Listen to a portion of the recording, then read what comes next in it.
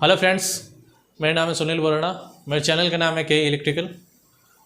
और जैसा कि हम आईटी ट्रेड इलेक्ट्रिशियन थ्योरी पढ़ रहे थे, उसमें सबसे पहले हमने चैप्टर पढ़ा था सुरक्षा नियम। सुरक्षा नियम के बाद में हमने पढ़ा था इलेक्ट्रिशियन के कर्तव्य, यानी सुरक्षा नियम तो पढ़ लिया, उसके बाद होता है कर्तव्य, यानी उसके ड्यूटीज़ क्या क्या है। ठीक है, उसी चैनल में हम उसी आईटी ट्रेड थ्योरी क्लास में हम आगे बढ़ेंगे। आज पढ़ेंगे मानक व मानकीकरण। मानक,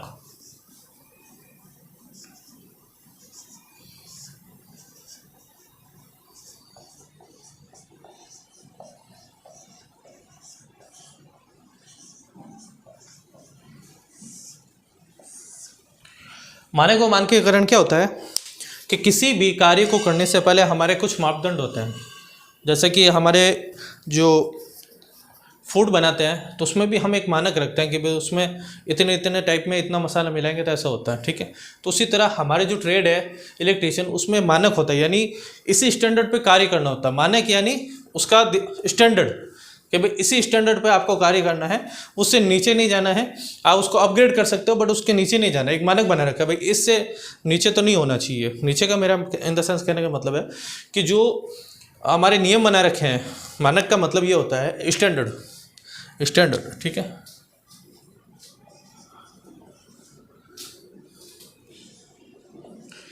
स्टैंडर्ड है, ठीक है। तो हमारे स्टैंडर्ड जो बना रखे हैं कि भाई एक पार्टिकुलर मानक बना रखा है, भाई इतने ऊपर हमारा बोर्ड होना चाहिए। स्विच बोर्ड होता है जो हम अंदर, जैसे जो हमारे घरों में स्विच बोर्ड लगे होते हैं, तो उसमें एक मानक दे रखा है भाई कि इतनी हाइट तक, ठीक है, पार्टिकुलर एक हाइट दे रखी है 2.5 मीटर की, तो 2.5 मीटर तक हमारे ये होना चाहिए, स्विच बोर्ड होना चाहिए। और फुट में अगर देखें तो अपन के करीबन 4 से 5 फुट तक के आपके स्विच बोर्ड होने चाहिए, उससे ऊपर नहीं होने चाहिए। ठीक है, या उससे ज़्यादा नीचे नहीं होने चाहिए। तो एक मानक बना रखा है, तो उसमें हम पढ़ेंगे जैसे कि आप स्क्रीन पे देख रहे हैं। अंतर्राष्ट्रीय व्यापार व निर्माण में सामग्री, औजार व उपकरण एक निश्चित मानक के होने चाहिए। यानी जो हम कुछ भी चीज़ें खरीदते हैं, जैसे कि जैसे हम इलेक्ट्रिकल की बात करेंगे, अदर बात नहीं करेंगे। हम जैसे कि हमारे इलेक्ट्रिकल में हम जैसे कुछ भी सामान खरीदे, जैसे कि मान लीजिए एक स्विच खरीद रहे हैं, ठीक है। तो स्विच में एक मानक होता है, यानी ये 6 एम्पियर का होता है, ठीक है। और इतना टेम्परेचर होगा, यानी 70 डिग्री टेम्परेचर होगा, ऐसा एक स्टैंडर्ड होता है। ठीक है, तो अपना जैसे इसमें मानक दे रखा है 6 एम्पियर, यानी 6 एम्पियर तक आप यूज़ कर सकते हो। उसके आप ऊपर अगर ऊपर ज़्यादा से ज़्यादा रेटिंग, मतलब सॉरी, एम्पियर यूज़ करोगे तो वो स्विच जल जाएगा। तो एक स्टैंडर्ड बना रखा है, ठीक है। और उस स्टैंडर्ड में क्या होता है कि जैसे आपने इलेक्ट्रिकल में जो भी चीज़ें हैं, उसमें हमारा जो स्टैंडर्ड बना रखा है उसमें हम उसके जो आइकन्स होते हैं, जैसे हर चीज़ का एक होता है ना, कि जैसे आप ये क्या कहते हैं इसको, जैसे हमारा स्वच्छता अभियान अब चल रहा है अभी, तो उसमें ना एक वो चश्मे वाला जो गांधी जी का चश्मा दे रखा है, ठीक है, फिर नीचे लिखा स्वच्छ भारत अभियान। तो जैसे कि आइकन बना रखा है ना, तो उसी प्रकार से भारत सरकार द्वारा हमारे जो इलेक्ट्रिकल उपकरण है उसके निर्देश चिन्ह भी दे रखे अंतर्राष्ट्रीय मानक पर, ठीक है। अब इसी के आगे पढ़ते हैं हम। इस आवश्यकता को पूरा करने के लिए अंतर्राष्ट्रीय मानकीकरण संगठन प्रारंभ किया गया। अब होता क्या है कि जो इंटरनेशनल मार्केट है, ठीक है, इंटरनेशनल मार्केट में अब जो हमारे भारत में जो भी सामान मैन्युफैक्चर होता है, वो ऐसा नहीं है कि सिर्फ हमारे भारत देश में ही बिकता है, हम उसको एक्सपोर्ट भी करते हैं। ठीक है, तो अंतर्राष्ट्रीय स्तर पर एक मानक बना रखा है, स्टैंडर्ड बना रखा है कि भाई जो भी आप उपकरण बना रहे हो उसका आपको स्पेसिफिकेशन लिखना है, यानी उसका स्टैंडर्ड लिखना है, मानक लिखना है कि भाई इतने एम्पियर का है, उसका पूरा डिस्क्रिप्शन लिखना है। ठीक है, वो अंतर्राष्ट्रीय स्तर पर एक जैसा ही होगा, यानी एक स्विच जो यहाँ पे यूज़ कर रहे हैं वो को विदेश में भी अगर वो यूज़ करे तो उसका वो मानक वही होना चाहिए। ठीक है, तो ये होता है अंतर्राष्ट्रीय मानक, जो मापन तकनीक के मात्रक, प्रतीक, उत्पादन व प्रतिक्रियाओं, ज्ञान व भरण की सुरक्षा आदि के निर्देश ISO संख्या उनके पुस्तिकाओं द्वारा करता है। अब ये कहना क्या चाह रहा है, ये कहना चाह रहा है कि भाई जो हमने जो भी स्टैंडर्ड बना रखे हैं, जो मानक बना रखे हैं किसी भी चीज़ का, ठीक है, उसकी क्या है कि उसमें हमें सुरक्षा ठीक है। उत्पादन, प्रक्रिया, सभी हमें उसे डिस्क्राइब करनी होती है। यानी हम जो भी सामान खरीद रहे हैं उस पर हमें उसकी सुरक्षा, यानी उसको कैसे यूज़ करना है, उसका उत्पादन कैसे हुआ, उसमें क्या क्या चीज़ें मिलेगी, उसको कैसे बनाया गया, उसकी प्रक्रिया क्या है, तो ये सब चीज़ें उसमें मेंशन होनी चाहिए, ठीक है, स्टैंडर्ड में। ठीक है, फिर आगे बढ़ते हैं। भारतीय वस्तुओं को स्थानीय व अंतर्राष्ट्रीय बाजार में विक्रय करने के लिए कुछ निश्चित मानकीकरण विधि आवश्यक है। ये कहने का मतलब है कि हमारे जो भारत में जो भी प्रोडक्ट बनते हैं उसको हम जो अंतर्राष्ट्रीय मार्केट में बेचेंगे तो उसके एक स्टैंडर्ड बना रखा है कि भाई ये स्टैंडर्ड, इसमें ये चीज़ें होनी चाहिए। ठीक है, फिर आगे बढ़ते हैं। विभिन्न वस्तुओं के लिए भारतीय मानक ब्यूरो, ठीक है, भारतीय मानक ब्यूरो, हमारे भारत द्वारा एक मानक ब्यूरो बनाया गया है जिसको बोलते हैं BIS, भारतीय मानक ब्यूरो। ठीक है, इसको ISI भी बोलते हैं। होता है ना कि जैसे कई बार होता है ना, हम सामान लेने जाते हो तो इलेक्ट्रिकल का, भाई ये ISI प्रूफ होना चाहिए। अब ये ISI क्या है? ये है भारतीय स्टैंडर्ड इन्वेस्टिगेशन, भारतीय मानक ब्यूरो। ठीक है, ये होता है भारतीय BSI, भारतीय मानक ब्यूरो, और ये है भारतीय standard investigation, Indian standard investigation, भारतीय मानक ब्यूरो। ये एक शाखा बनाई गई है भारत के द्वारा, ठीक है, जिसके द्वारा जो भी भारत में उत्पादन होते हैं उसको ये ISI सर्टिफिकेट देता है कि हाँ भाई आपने जो उपकरण बनाया है उसमें ये चीज़ें आपने मेंशन की है, कैसे बनाया है, इसका जो भी डिस्क्रिप्शन है, जैसे सुरक्षा, उत्पादन प्रक्रिया का जो भी नियम है वो सर्टिफाइड कौन करता है? ISI करता है। ठीक है, उसमें ये जो हमारा डिपार्टमेंट है भारत का, वो इन सभी चीज़ों के, भारत में जो भी उत्पादन होता है चाहे वो इलेक्ट्रिकल हो या चाहे कुछ भी हो, तो उसमें ये उसको सर्टिफाइड करता है कि भी हाँ आपने इन चीज़ों को ध्यान में रखते हुए इन चीज़ों का निर्माण किया। ठीक है, और उसके बाद हम आगे बढ़ेंगे। हाँ, हम इसी के आगे बढ़ रहे थे। मानक, किसी पद या राशि की परिभाषा, किसी उत्पादन का आकार, प्रकार एवं कार्य विवरण, किसी मात्रा का इकाई मान, किसी राशि का मात्रक, ठीक है, आदि का निर्धारण रूप मानक कहलाता है। थोड़ा सा समझने की बात है।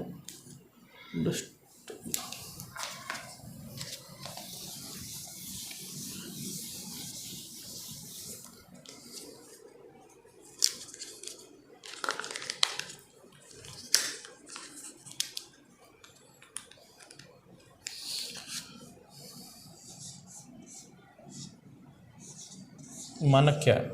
मानक वही चीज़ मैंने समझाई आपको कि किसी भी जो हम चीज़ें मैन्युफैक्चर कर रहे हैं उस मैन्युफैक्चर चीज़ों का डिस्क्रिप्शन हमें उसमें होना चाहिए, जिसमें सुरक्षा, प्रक्रिया और उसके जो चेन होता है। जैसे कि होता है ना कि आपने ये आप जाएंगे कि जैसे वेजिटेरियन होटल में जाएंगे आप, जिसमें नॉनवेज नहीं होता, तो उसमें आपको पता होगा एक गोल होता है, आइकन होता है, और ये जो इसमें कलर होता है ना, जो कलर होता है वो होता है हरा, तो उसमें बोलने की ज़रूरत नहीं है, यानी हरा यानी वेजिटेरियन। और ये कि ये अगर रेड होगा तो ये पूरा रेड होगा तो नॉनवेज। ठीक है, तो ऐसे आइकन बना रखे हैं कि भाई आदमी उस आइकन को पहचान के पता चल जाए कि ये वेज है या नॉन वेज। उसी प्रकार हमारे जो इलेक्ट्रिकल के जो इक्विपमेंट बनते हैं उसमें प्रॉपर्ली मेंशन होता है, उसमें आइकन होता है। ठीक है, उसमें आइकन दे रखा होता है और जिससे हम पहचान सकते हैं ये किस टाइप का एम्पियर का स्विच है। जैसा कि नॉर्मली जैसे एक स्विच की बात करता हूँ मैं आपको, जैसे एक स्विच है, आप एक चीज़ देखेंगे, जो भी हम स्विच लेने जाते हैं, ठीक है, उस स्विच में अगर आपको स्विच को देख के पहचानना है, उसका पीछे का हिस्सा देख के नहीं पहचाना, आपको स्विच को देख के पहचानना है ये कितने एम्पियर का, तो कुछ नहीं होगा। एक सिंपल सा लॉजिक बताता हूँ आपको। आप स्विच देखोगे ना, तो स्विच ये जैसा स्विच है मान लीजिए, इस स्विच में ऊपर देखोगे ना टॉप पे, तो बिल्कुल वाइट दिखेगा, यहाँ से भी वाइट, यहाँ से भी वाइट, मतलब कुछ भी कलर हो सकता है आपका, तो वो ऐसे प्लेन रहेगा। ठीक है, तो वो हो गया अपने 6 एम्पियर। अब जैसे हैवी एम्पियर के लेने जाओगे ना, तो उसमें आपके उसके थोड़ा सा हैवी होगा, और यहाँ जो ऊपर होगा ना टॉप पे, उस पर क्या होता है, उस पर ऐसे रेड आइकन होता है, ऐसा लाल क्या होता है। ठीक है, उससे पता चलता है कि भाई ये 16 एम्पियर का है, ये इसे ऊपर का स्विच है। तो ये हमें दिशा निर्देश है कि भाई इस पर कुछ नहीं दे रखा है, यानी प्लेन है, यानी 6 एम्पियर का है। और जो उस पर ऊपर रेड होगा ना तो हमें पता चल जाएगा ये 16 एम्पियर का है। दूसरी टाइप हम ये भी पता लगा सकते हैं कि जैसे ये स्विच होता है ना, इस स्विच में ये लाल ऐसा रेड कलर की लाइन ड्रॉ होगी, ठीक है, तो उसे भी पता लगा सकते हैं 16 एम्पियर का है। तो ये मानक बना रखे हैं और उनके प्रतीक बना रखे हैं, ठीक है। और अब इससे आगे पढ़ते हैं अपन। ये तो थ्योरी है, आप इतना कुछ खास नहीं इसमें, ठीक है। जैसे कि अब देखो नीचे बता रखा है कि उदाहरण के तौर पर भारतीय अंतर्राष्ट्रीय मापतोल पद्धति में लंबाई, द्रव्यमान और समय के मानक क्रमशः किलोग्राम, मीटर व सेकंड में होते हैं, ठीक है। कहने का मतलब ये है, एक सिंपल से उदाहरण से बताता हूँ मैं आपको। आप बाज़ार में जाइए, आप जो भी लिक्विड का सामान लेते हैं, जैसे ऑयल है, अपना घी है, बटर है, या जो कुछ भी लेते हैं, वो किस में लेते हैं अपन? लीटर में, ठीक है। यानी हम ऑयल लेने जाएंगे तो हम बोलेंगे इतना लीटर चाहिए, ठीक है ना। तो क्या हो गया, जो हमारा लिक्विड है वो मेरा क्या है, लीटर में। एक मानक बना रखा है कि भाई जो भी लिक्विड होते हैं वो लीटर में होते हैं, और जो भी ठोस, यानी जैसे हमारे गेहूँ चावल, वो किस में आता है? सॉलिड यानी किलोग्राम में आता है। किलोग्राम मतलब ग्राम, मिलीग्राम, किलोग्राम, टन, उसमें होगा, ठीक है। तो ये चीज़ें इसका मानक दे रखा है कि जो भी लिक्विड वाली होगी वो लीटर में होगी, लीटर, मिलीलीटर, लीटर, मिलीलीटर, ठीक है, इसमें होगी। और जो हमारे सॉलिड वाली जो सारी चीज़ें होगी वो किस में होगी? किलोग्राम होगी, ठीक है। और जैसे कि हमारा, तो ये चीज़ हो गई। और जैसे कि हमारा है ना स्पीड होती है, लाइट की स्पीड। जैसे हमने लाइट किया, मतलब जैसे ऊपर लाइट आ रही है, ठीक है, इस लाइट को हम किस में नापेंगे? सेकंड में, समय में नापेंगे, ठीक है। उसको ना तो वो लिक्विड है ना वो सॉलिड है, ठीक है, तो उसको किस में नापेंगे हम? उसको सेकंड में, समय में नापेंगे। तो इसी टाइप से सभी चीज़ों के लिए अलग अलग मानक बना रखे हैं कि भाई किसको किस में नापना है, किसको किस में नापना है। तो उसी तरह हमारी जो इलेक्ट्रिसिटी है, अब मेन टॉपिक आता है हमारा इलेक्ट्रिसिटी, ठीक है। ये तो एक मानक समझा दिया हमने कि मानक ये होता है, बट अब जैसे भी आता है दूसरा नीचे पॉइंट दे रखा है कि विद्युत धारा की वह मात्रा जिसमें एक सेकंड में 6.24 इंटू 10 की घात 18 इलेक्ट्रॉन्स प्रवाहित होते हैं, वो एम्पियर कहलाती है, ठीक है। अब होता क्या है कि हमारे जितने भी इलेक्ट्रिकल उपकरण आते हैं, ठीक है, आप अपने घरों में भी देख लेना, अपने चार्जर में देख लेना या अपने स्विच में देख लेना, पीछे सॉकेट, सब में लिखा होगा एम्पियर। क्या लिखा होगा? एम्पियर। अब ये एम्पियर होता क्या है? एम्पियर थोड़ा सा मैं आपको थोड़ा सा डीप में बताऊंगा। एम्पियर क्या होता है कि जब कोई भी पदार्थ, उसके ऊपर जो इलेक्ट्रॉन होते हैं,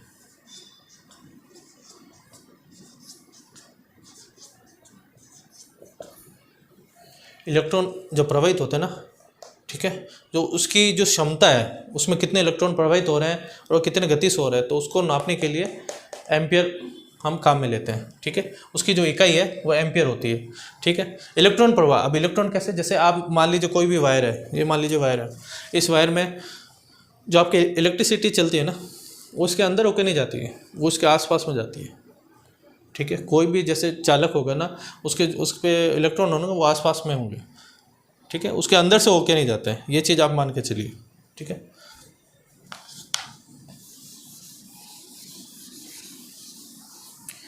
अब हम बढ़ते हैं कि एम्पियर होता क्या है। एम्पियर जैसे कि बताया मैंने, इलेक्ट्रॉनों का प्रवाह और उसकी स्पीड होती है, ठीक है। तो एम्पियर प्रति सेकेंड या ऐसे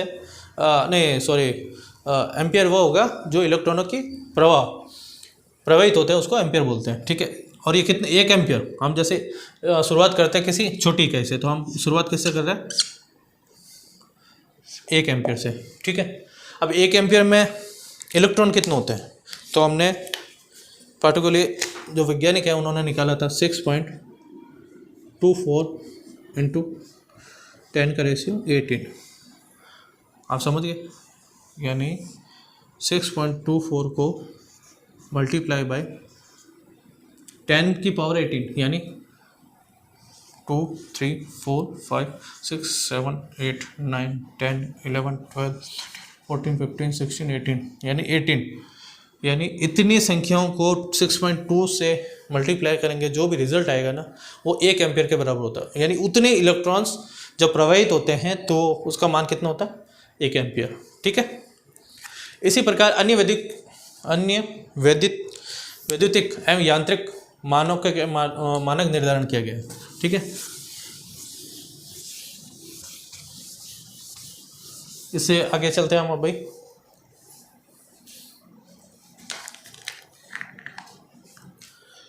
भारतीय मानक ब्यूरो। अब जैसा कि मैंने समझा ही दिया कि भाई अपने वैसे हिस्ट्री नहीं पढ़नी है, अपना टेक्निकल पार्ट है, अपना इलेक्ट्रिशियन थोड़ी है, बट थोड़ा ये समझना जरूरी है कि भाई ये कैसे मानक क्या होता है, मानकीकरण क्या होता है, इसके बारे में हमने समझा दिया। अब भारतीय मानक ब्यूरो मैं आपको सिर्फ पढ़ के बता देता हूँ, ऐसा इसमें कुछ खास है नहीं, ये थोड़ी है कि भाई भारतीय मानक ब्यूरो कब बना क्या है। जैसा ये लिखा हुआ है, भारतीय मानक ब्यूरो उपभोक्ता मामलों और खाद्य सार्वजनिक वितरण मंत्रालय के तत्वाधीन में कार्य भारत का राष्ट्रीय मानक निकाय है। ये इन्होंने ये बोल रखा है कि भाई जैसे कि मैंने आपको बताया था कि भाई एक डिपार्टमेंट बना रखा है। ठीक है। BASI, भारतीय मानक ब्यूरो। वो भारतीय मानक ब्यूरो सभी जो हमारे भारत में जो चीज़ें उत्पादन होती है उस पर जो बनाई जा रही है, उत्पादन किया जा रहा है, तो उस पर जो उनके स्टैंडर्ड मानक बना रखे हैं उनका ध्यान रखती है कि भाई उन्होंने जो भी प्रोडक्ट बनाए वह ISI मार्क है या नहीं। मतलब ISI मार्क वही देती है, मतलब जो हमारा डिपार्टमेंट बना रखा भारत सरकार के द्वारा, वही ये चेक करती है कि ये मानक बना रखे हैं। ठीक है।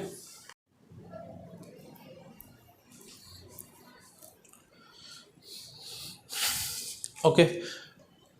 जैसे कि बताया मैंने आपको कि मानक भारतीय मानक ब्यूरो बना रखा है। ठीक है। इसको आप वैसे पढ़ लीजिए, ऐसा डीप में पढ़ने की ज़रूरत है नहीं, ये थ्योरी बेस है। उसके बाद हम आगे चलते हैं। भारतीय मानक ब्यूरो, इसको 1986 में स्थापित किया गया। थोड़ा सा बताया गया इसमें थ्योरी में भी, 1986 में स्थापित किया गया है। 23 दिसंबर 1986 से ये लागू हुआ। और भी भारतीय मानक ब्यूरो के मुख्य उपभोक्ता को खतरनाक उत्पादों से बचाना सर, इनका मतलब ये कहने का मतलब है जब ये डिपार्टमेंट का जो ये निर्माण हुआ वो इसीलिए हुआ कि भी जो खाद्य पदार्थ बन रहे हैं, ठीक है, जैसे कि मिर्ची बनती है या जैसे भी कोई मसाले बनते हैं, तो उनको ISI मार्क होना चाहिए। मतलब यानी भारतीय मानक ब्यूरो उसको वेरीफाई करता है कि भाई ये खाने योग्य है, या जो हमारे इलेक्ट्रिक उपकरण बनते हैं या कोई भी उत्पाद बनता है, गाड़ी या इलेक्ट्रिकल से या जो भी हमारे उत्पाद बनते हैं, वो भारत के मानक ब्यूरो से सर्टिफाइड हुआ है। यानी उन्होंने प्रॉपर चेक किया है कि भाई वो सुरक्षा है, उसमें सुरक्षा कितनी है, गुणवत्ता कितनी, ये सभी चीज़ चेक होती है। ठीक है फ्रेंड, इसी के साथ तो हम ये जो थ्योरी वाला बेस मैं आपको थोड़ा जल्दी पढ़ूंगा और उसके बाद हम आगे वाले चैप्टर में आएंगे। इसी के साथ ये चैप्टर ख़त्म होता है। ठीक है, कल मिलेंगे। Thank you.